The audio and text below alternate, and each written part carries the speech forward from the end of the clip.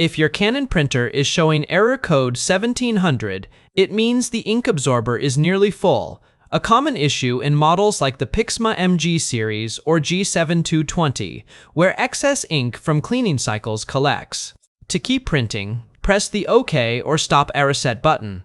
But this is a temporary fix, as the printer will eventually stop when the absorber is full, risking ink overflow.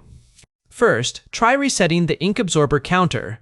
Turn off the printer, hold the resume triangle and circle button, then hold power until the green LED lights. Release resume, press it twice, then release both buttons. If the error persists, access the absorber pads often under the ink cartridges by opening the printer cover, gently removing the sponge-like pads with tweezers, and cleaning them with warm soapy water. Let them dry overnight before reinstalling. For a permanent fix, replace the pads and reset the counter using Canon Service Tool software, like ST4720, though beware of malware risks, or contact a Canon Service Center. 1-800-6V2-2666 for professional servicing, as some models require EEPROM chip reprogramming.